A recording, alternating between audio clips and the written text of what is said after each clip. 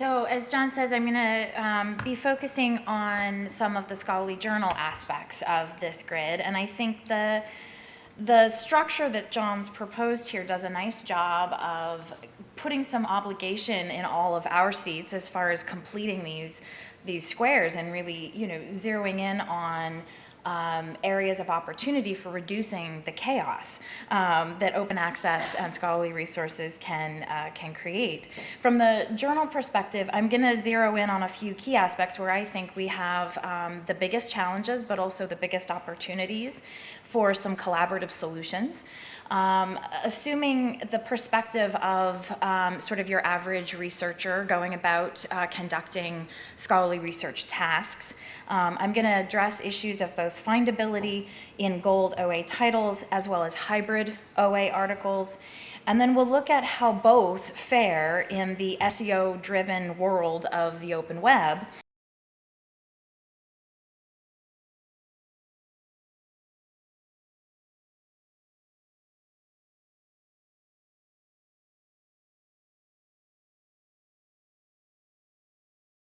Researcher experience today really means myriad pathways and myriad systems, hard to avoid these days, a fairly choppy pathway or journey to complete work. I've seen conducted studies myself, where there's 10, 12, upwards of 20 clicks to follow a cited reference to the authoritative or authenticated version.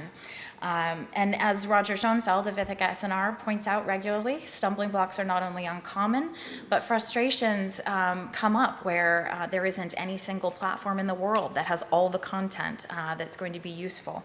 So these frustrations, among other factors, drive readers to do whatever is the quickest, easiest way to complete the task at hand. Science Magazine published a study last year showing that the majority of researchers, both wealthy and developing countries, will download pirated articles to get the job done. So it's really not about the ethics of OA. From that perspective, it's a matter of time sensitivity and information needs that we often put secondary to our own commercial needs. I've spoken with many advanced researchers who aren't necessarily familiar with the OA movement. Of course, there's some that are and very, very passionate about it. But the reality is the variety of sort of researcher perspectives on OA varies from region to region, varies across disciplines. And I often advise publishers to consider that researcher perspective and the experience of their readers when they think about how OA can fit into the scholarly workflow. I think this reality is a matter of coming to terms with the fact that simply lifting access control walls aren't going to readily make content findable or usable for the readers that we're targeting. The fact is, hybrid articles can often get lost in the open web. The sort of expansive sea of data out there in Google, it doesn't handle article level exceptions very well. So tough for Google, even worse for library discovery vendors, many of whom are simply not incentivized to invest the time and effort required to surface hybrid OA content within the library. If an institution doesn't subscribe to a given title, then hybrid OA content is often missing entirely from those institutional lenses, if you will. So if we're bringing academic content to the library market, we absolutely have to be part of that supply chain in order to be visible. Publishers don't know to send data through sort of traditional scholarly journal channels for metadata, for things like knowledge bases and such. And librarians don't always necessarily know that they have the opportunity to turn on access in their knowledge base. So there's gaps in our knowledge and in our supply chain. In my work with publishers in optimizing the usage and discovery of their content online, I often find that OA publishing teams really need to implement some pretty basic SEO. I think the folks at PLOS and others have learned this early on. And the mainstream tools that are out there absolutely have to pick up the signals that we're sending out through our OA journals.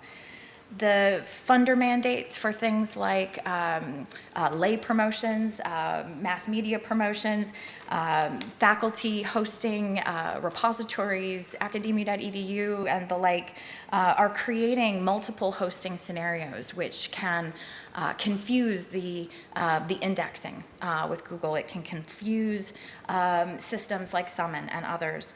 Plainly put, simply lifting those walls does not mean that your content is going to get it to the right hands and be in the right venue. The most recent work from Michael Levine Clark and his merry band of librarian friends has focused on freely available content, quite broadly defined. Accessibility, in their eyes, is how many clicks it takes to access a piece of literature.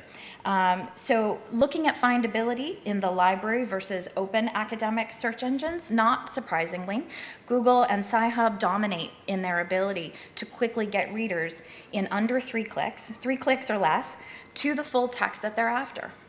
At ER and Dal a few months ago, they cautioned that libraries and publishers should be concerned by these findings. And their research is showing that efforts to index gold OA content from major publishers have improved over time, but we're still not there. We're creating stumbling blocks with a lack of metadata, as I mentioned, in knowledge bases in particular. When we look at the open web, we're creating stumbling blocks simply by our attempt to protect. So finally, a couple of ideas for solutions. So first, the supply chain. I can't stress enough, if you have a scholarly OA title, you absolutely have to be treating it the same way you would your traditional titles.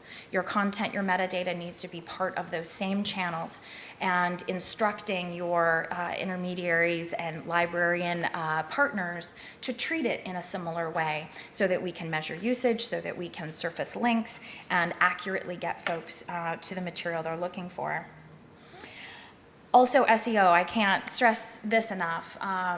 While there are some unique aspects, for instance, structured metadata, paying extra attention to keywords, those are as important for traditional scholarly journals as they may be for OA, but simply lifting that wall isn't going to be the silver bullet that you're looking for. So being strategic about the ways in which your OA content is sending those signals that Google needs to pick up and complying with those basic open web standards is critical.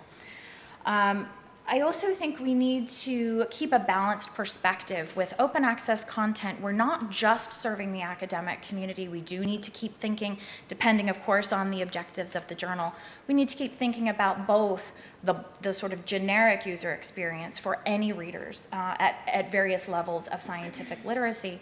We also need to be thinking about the researcher experience. So how does OA fit into the workflow of the scholarly life cycle, but also what other readers are we after? And doing things like those lay summaries, Pinfield and other research that's been out in the last few years showing that there really are measurable benefits to designing OA in a way that meets the needs of the readers that you're targeting.